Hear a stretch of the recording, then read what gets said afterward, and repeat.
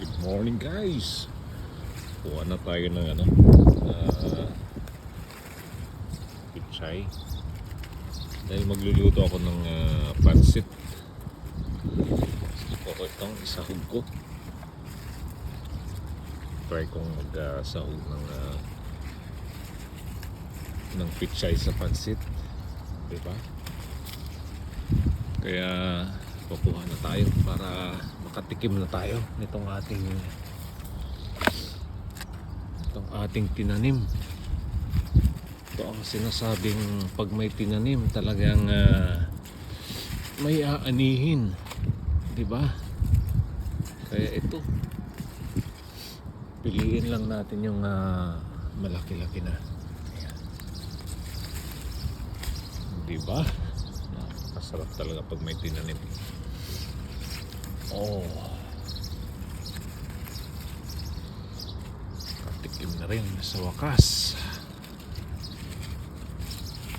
Oh. Para makahinga-hinga rin sila dahil talagang marami na eh. Ayan. Thank you Lord. Salamat Lord. Nakatikim na rin sa tinanim.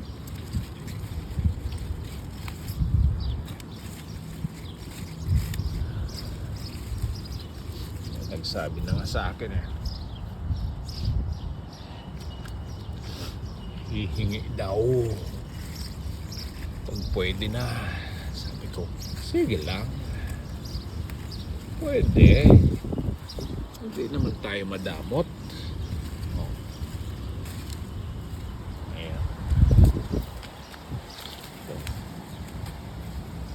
para makilaki,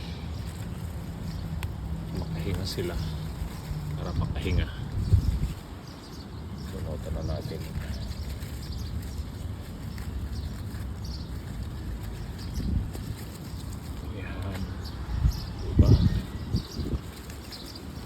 Damihan na natin para ayan o. Thank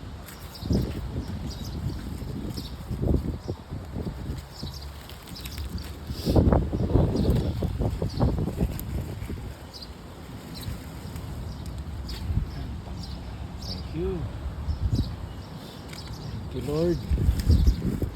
Salamat po. Patikim na rin sa tinanim. Thank you. Maraming salamat sa panonood. God bless us all.